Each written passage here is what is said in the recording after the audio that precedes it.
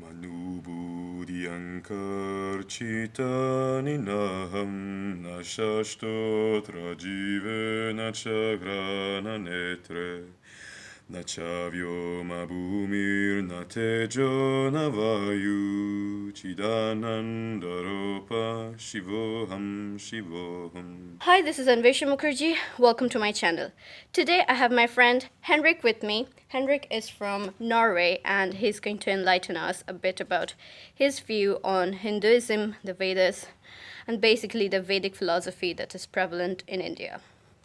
All right, Henrik, so coming to you, can you introduce yourself first to our friends? My name is Henrik. I met Anwesha in Ireland in Dublin Business School. I have been studying the Sankhya, Vedic, Yogic, you name it, philosophy for a couple of years. I teach yoga. I'm also a student of Tibetan Buddhism, generally the Eastern traditions, I'd say. Okay, thank you, Henrik. So, coming to my questions to you. So, first of all, what is your understanding of the Vedas? Okay. First of all, I think that the Vedas are much older than we believe. There are some very sound archaeological research that argues for the Vedas being tens of thousands, maybe 20,000 years old. Why do we know this? One, because the Rig Veda, the geographical conditions and climatic conditions described in the Rig Vedas, Yajur Vedas, are those of an ice age climate, interesting enough. Yes. And there are animals and flora and the Saraswati River, which is being mentioned as flowing in those Vedas, which dates the text itself back to the ice age. All right. I also think that the Vedas derive from the Aryan civilization. I don't use that word as meaning like as the same way Hitler used it. But I believe that there existed a civilization that's way older than we today believe. And I believe, I'm saying this on pretty firm ground, but I believe that that civilization was very advanced in psychology, in technology, and in science. There are things in the Vedas. You can look at a lot of text from Hinduism. You can look at the Hanuman Chalisa, where it is described that Hanuman tried to swallow the sun in one of the verses. And the distance to the sun is described as 12,000 divine miles, which is a measure you have from the Vedic traditions. If you convert that to modern miles, it's the exact distance between the Earth and the sun, among other things. That's amazing. It's very amazing. Also, the Vedic or Sanskrit term for the Earth is Jagat, which means that which moves.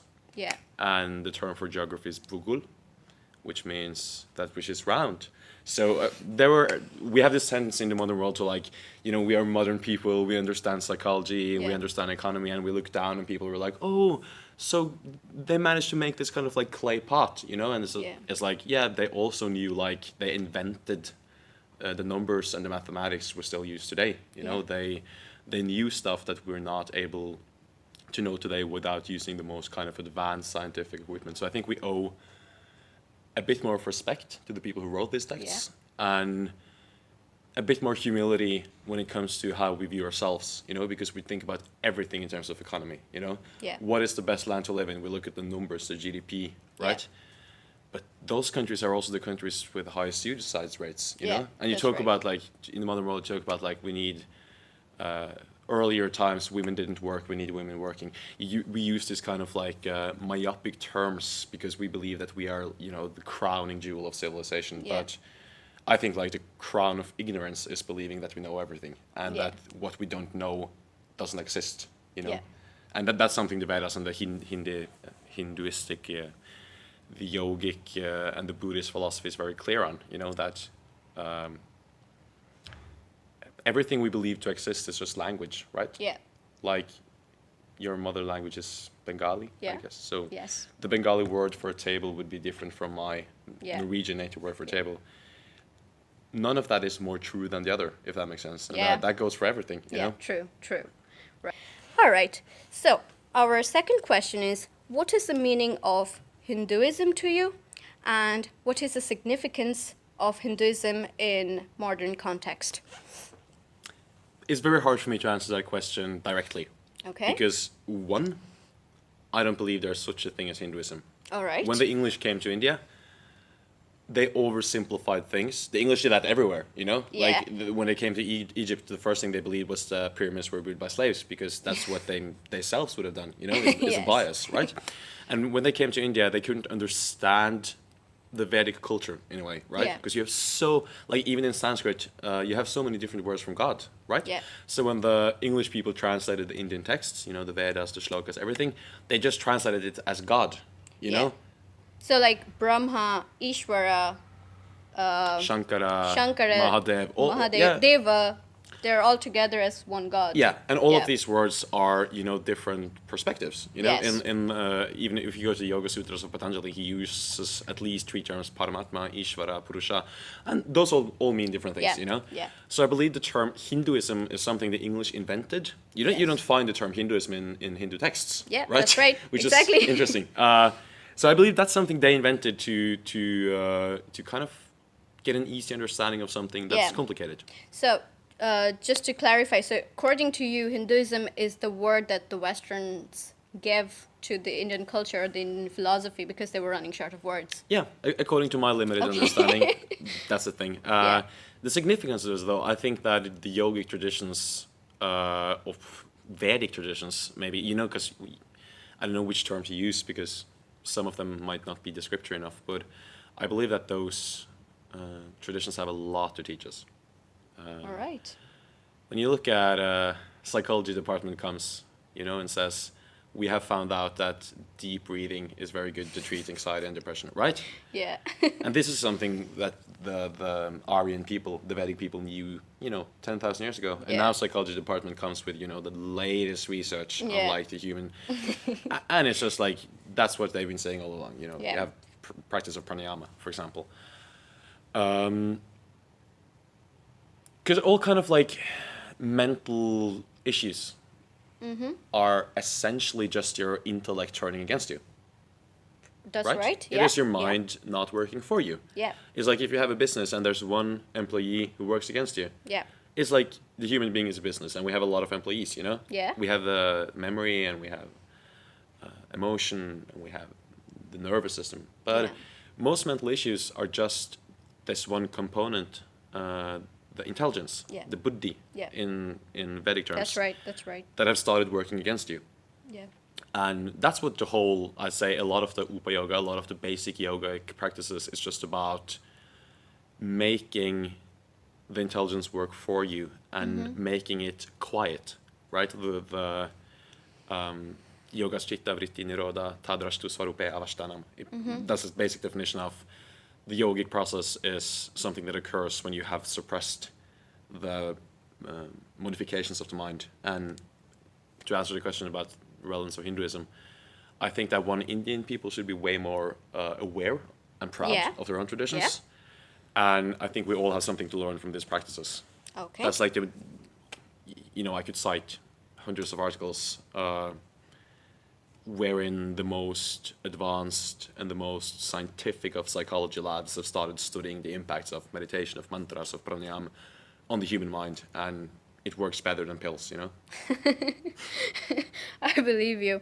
In fact, we tried meditating just a couple of minutes before we came here, and it really did work. And Henrik was leading us into the yoga. Thank you, Henrik, once again for that. All right. So coming to the next question, where would you place traditions in modern day, and why would you think there is a need to study traditions in modern day context? I think that's very important. I'll try to keep myself short on this one. Our generation, have been told that we're individuals. Yes. You know, individualism, make your own choices. Yeah. You know, you can choose your identity. You know, you can choose your gender. You can change sexuality Monday, Tuesday, Wednesday. You know, it's not true, right? Yeah. First, the kind of individualism that we practice is dangerous. We're not individuals, and we're totally dependent on other people Yeah. to be happy. Yeah. You see that we see in society, we see kind of like the families becoming smaller and smaller and smaller and smaller, Indeed. right? Which also makes because family community used to be a sort of safety net that now the state needs to do for us, and it doesn't work because the element of love is not there. Yeah. So, you know, like you send your children away to kindergarten and you work 8 hours a day, and then there's this constant need to like realize yourself, be individualistic, and this kind of like modern hubris in a way.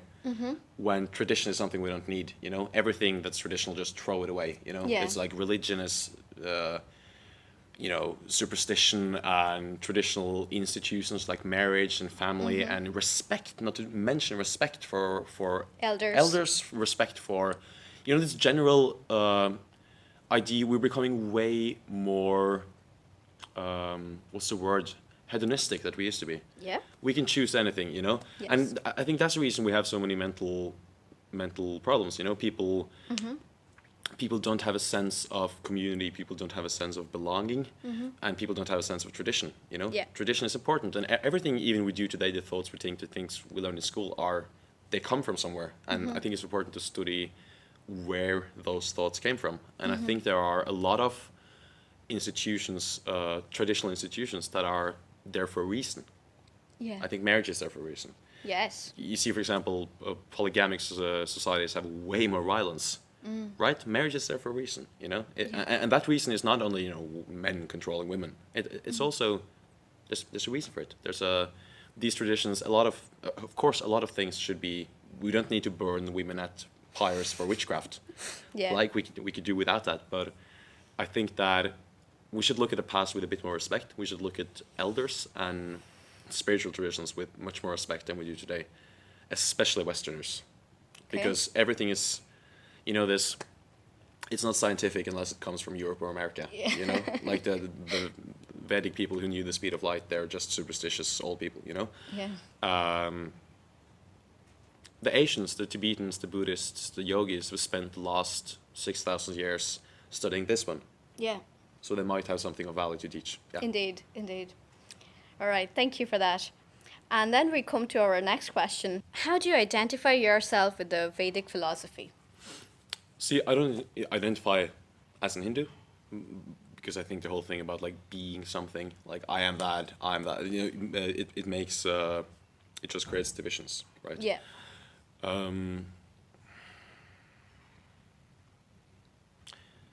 I use the practices, however, and I think the Vedic philosophy is the one that's closest to my heart, and it's the one philosophy. We didn't know how the Vedic philosophy was, but it's safe to assume that there was some kind of spiritual tradition deriving from the Himalayas, from the Aryan people, who kind of laid the cornerstone on all the following spiritual traditions. The practice of meditation comes from there, you know, and meditation is the best thing you can do for the mind. It's proven continuously in psychology. And all the words you have for meditation, you know, like the Vedic, the Sanskrit term is dhyanam. Dhyan is the root word, and when that came to China, they called it Chan, so Dhyan became Chan. And when it came to Japan, they called it Zen, you know, so Dhyan, Chan, Zen. It's all the same thing, you know? Yeah, right. I'd identify myself as a yogi or an aspiring yogi, I guess. Or taking the term yogi to mean somebody who wishes to sort of, as somebody who wishes to eradicate the boundaries between him or herself and the universe, you know, yoga, union. So that's probably the definition I would use, an aspiring yogi. I wouldn't call myself a guru, you know. So. Okay, thank you. Thank you, Henrik, for cooperating with us. Thanks for the invite. Thank you for answering our questions. See you soon. Till then, take care. Bye-bye.